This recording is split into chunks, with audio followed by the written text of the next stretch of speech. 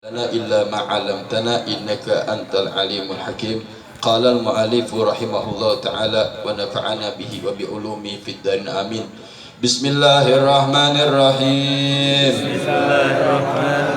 نويت التعلم والتعليم والتذكر والتذكير والنفع والانتفاع والإفادة والاستفادة والحث على التمسك بكتاب الله وسنة رسوله والدلالة على الهدى والدعاء إلى الخير ابتغاء مرضات الله وقربه وثوابه من الله تعالى آمين يا رب العالمين.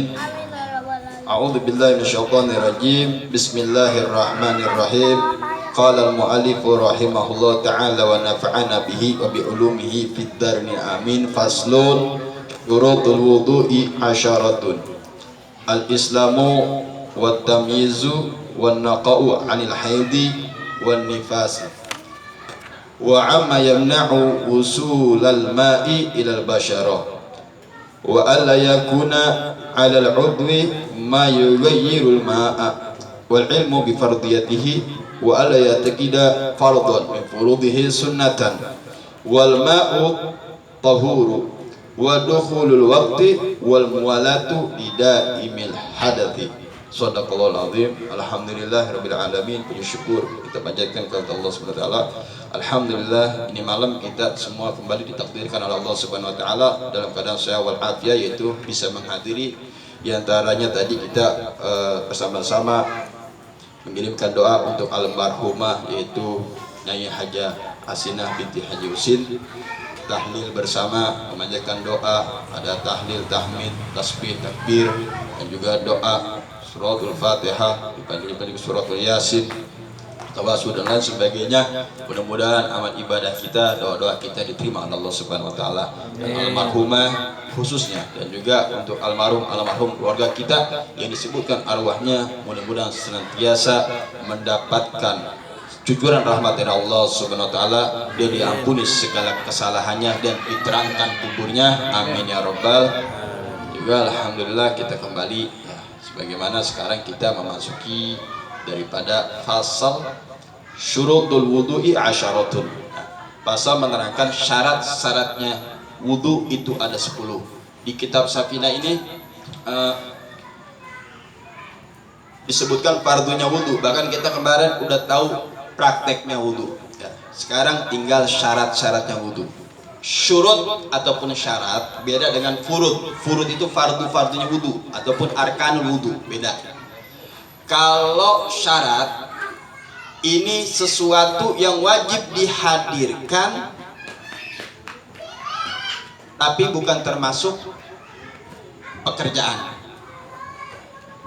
Akan tetapi kalau fardu dan rukun itu sesuatu yang harus dihadirkan ketika beribadah, dan itu termasuk pekerjaan. Beda ya. Kalau syarat dari sebelum kita mengerjakan ibadah tersebut sampai selesainya ibadah tersebut, itu namanya syarat, harus ada.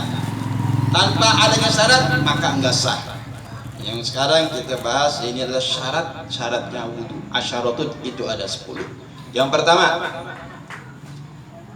boleh melihat kitabnya, tapi lebih patokan di keterangan, karena kalau kita cuma baca nggak paham percuma. Masih mending kita paham tapi kita nggak baca.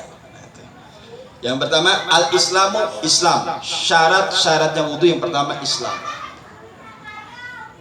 Jadi selain orang Islam nggak sah wudunya. Biar kata dia tahu rukunnya, biar kata dia ngaji, dia belum mengucapkan 2 kalimat syahadat, dia belum Islam, alias dia non muslim.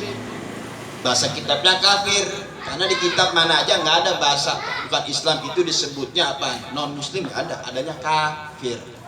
Jadi kata-kata kafir ini emang siapa yang pertama menyebutkan? Allah. Jadi kita jangan alergi, orang Islam harus menyatakan orang yang bukan Islam itu kafir. Jadi jangan ente ngatur, gak enak undang-undang negara, ente sama negara salah aturan Allah turut mana? Ya agama Allah.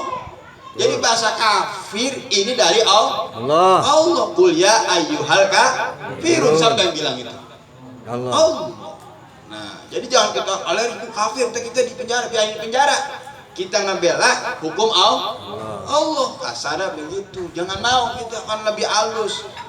Ente sekarang bilang bahasa, mohon maaf nih bahasa kita sama bahasa Allah halusan mana? Halusan Allah. Cuman karena kita takut atas dasar ini orang-orang yang dikalutin ataupun terkena tipu daya iblis dan juga syaitan, sehingga kita disuruh menghindar ataupun kita menganggap bahasanya Allah ataupun penyampaian dari Rasulullah ini bahasa yang kurang baik, kan kurang ajar. Ya, ini makanya hati-hati. Ini orang-orang liberal sekarang udah mulai mencuci otak kita. Jadi kalau kita bilang kafir. Cuma ketika di hadapan orang, kita jangan ngomong dia kafir. Ini bedanya. Jangan sampai kita bilang, ada orang yang bukan muslim, lu kafir, kafir sini, nggak boleh begitu.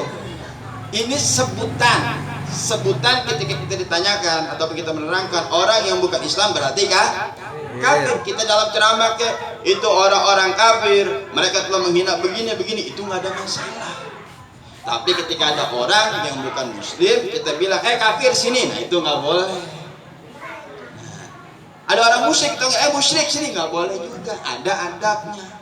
Ketika di depan kita ada hitopnya, ini nggak boleh. Tapi ketika kita lagi ngajar, nyebutkan takut ceramah, ini buat non muslim, ini buat orang kafir, nggak boleh. Gitu. Udah bahasa. Orang Betawi dulu kagak ngerti non muslim, kenal apa kafir. Betul. Itu. Jadi selain Islam nggak sah wudunya. Biar kata dia ngerti. Sekarang kan banyak orang-orang di luar Islam dia mempelajari ilmu Islam. Dia wudu, biarpun dia tahu rukunnya segala macam, dia tahu fardu dan sunahnya, dia hafal kitab Safinah, tapi dia bukan muslim, nggak sah wudunya. Itu yang pertama. Yang kedua, watamizu dan tamyiz. Nih kita sering nyebut namanya tamyiz atau mumayyiz. Tamyiz ada istilah di dalam fikih ini, ada tamyiz, ada bali, beda. Ada lagi mukalaf sama mualaf beda. Kalau mukalaf akin balik, kita udah terangkan waktu itu ya. Ada masalah mukalaf sama mualaf lain. Kalau mualaf orang yang baru masuk Islam, itu mualaf pakai hamzah, mualaf. Tapi kalau mukalaf orang balik, dia berakal. Ada orang umurnya 20 tahun cuman gila, stres, gara-gara masih kecil di bawah kolong